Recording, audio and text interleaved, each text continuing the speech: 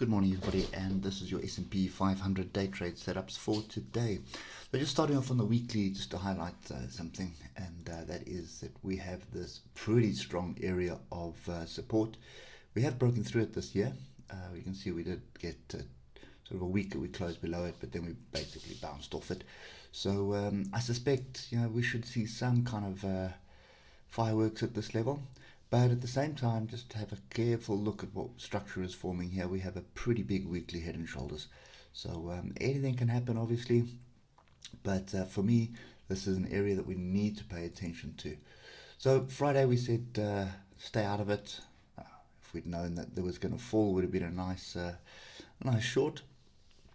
But to be honest, there wasn't a decent setup on Friday that actually... Well, not for me anyway, not according to the way I trade and my strategy. Kind of the way it goes sometimes. But I think for me at the moment, I don't think you're going to get much more below this level. You may kind of drop down to this area here, which is 41.54. But at the moment, 42.50, a lot of support around 42.50, 4200. So I think that could really be the bottom of the range. So remember last week we were talking about the S&P and the DAX actually going into some sort of a range. And this, to me, is probably what makes the most sense at the moment. Anyway, big week of earnings. Big week of earnings. So we've got the FANG stocks. So you've got Google, you've got Amazon, you've got Facebook, etc. All coming out this week. So expect some more volatility.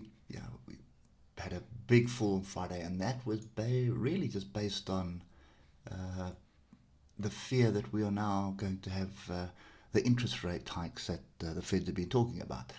I still don't get it, but I suppose that's just the way the market panics. They've told us we're going to raise interest rates, deal with it, and let's get on with life. But instead what happens is we have this volatility. So anyway, nothing really here. I don't really want to be going short down here. There's too much support to the left. So if we just get back to the hour. So on Friday when we did the video, you can see we had this little flag. And I sort of said to you that the only real opportunity was flag break retest. We got a flag break, but we didn't get a retest. So we'll look at that on the lower time frames. And obviously the measured move was leg down, consolidation, leg down, and that's kind of exactly where we ended up.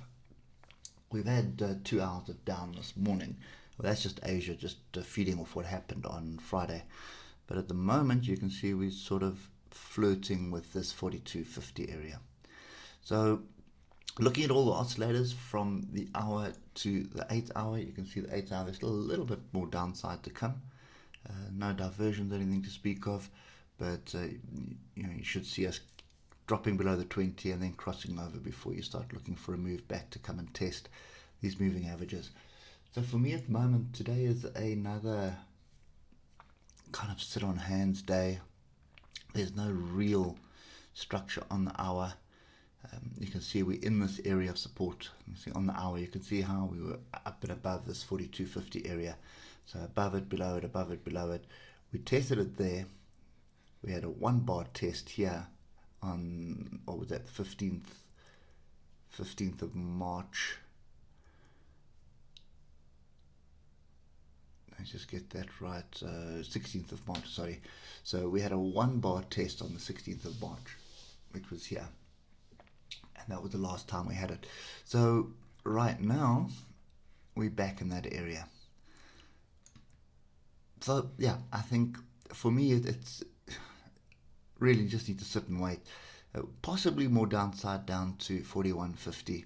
So sort of another 100-point move on the S&P, but from a trade perspective, that's 1,000 points. So another 2% fall.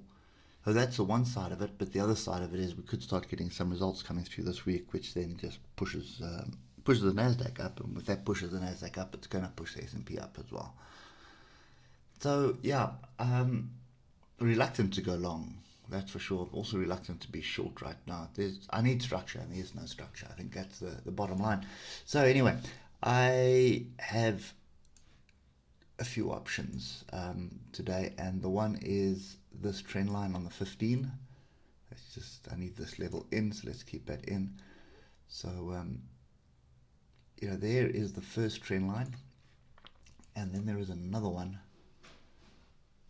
which comes down like that. So we start breaking above this trend line and finding support. So if we start finding support up above 42.51, then there's a fairly decent opportunity for a long. But if you look at the 15 at the moment, there's nothing really brewing there. And just going back to Friday, you can see sideways, sideways, sideways, staying below the moving averages, and then I suppose coming into the open. That's probably what should have set your trigger, is that engulfing bar off the moving average. But there's no horizontal support or resistance there, so not really an option for me. So that's kind of the one thing. If you can anticipate a bounce off the bottom or this starts forming a range, is look for price action around this area. And that price action needs to be pin bars, engulfing bars, or inside bars, or a double bottom. I think a double bottom would suit me way better than anything else. I need a double bottom above 42.50. What are we on here? 42.55. So I need a double bottom above that area, form some support there, and then start looking for a move up. But it's going to be volatile, so it'll come up towards moving averages, it'll bounce back. So another way to do this is to wait for a higher high. So in other words, take out this area here. Oh, that is 43.13. Take out 43.13, come back, find support lower down. It'll either be on this tail or the current high of the day. And based on that, if we can get some support there, that would also break the trend line, which would then give you the opportunity to look for another attempt to break through this 43.20 there. That's kind of the move to the upside. Converse is true to the downside, but that's just going to be probably off this area here. So even if we do break the trend line and we find resistance here at 42.84, some decent price action, there's a half decent opportunity for a short there with a stop above this swing high here at 43.13 or 43.14. Those are the only two trades I see, and the move to the downside could trigger another 1,000-point move. That's very possible, but just looking at the higher time frames, that's not really something that looks like it's on the cards. So if you look at the hour, it's looking really, really oversold at the moment. And if you look at the oscillators there, we're well below the 20 right now. And whenever we sort of flatlining like that on the bottom, there's always an opportunity for the bulls basically to get some kind of a pullback. So pay attention to this. This could be the start of a massive, massive range for the rest of the year. And that is kind of where I'm leaning. There's a lot of areas here where we can find support. We've gone through three of them, or two of them already. We're on the third one. So again, is this a case of third time lucky? But ultimately, that would be 41.54 would be the ultimate area to find some support. Anyway, being a Monday, we're going to watch this closely, but not jumping in just yet. We need to wait for some structure, and we'll pay attention to the hour. If we start seeing some half decent structure on the hour here for a move back up into this range. So that's kind of what I'm envisioning. What I'm kind of preparing for this week as bottom of range trade back to the upside. Anyway, hope it helps. We will catch up with you tomorrow morning. Cheers for now.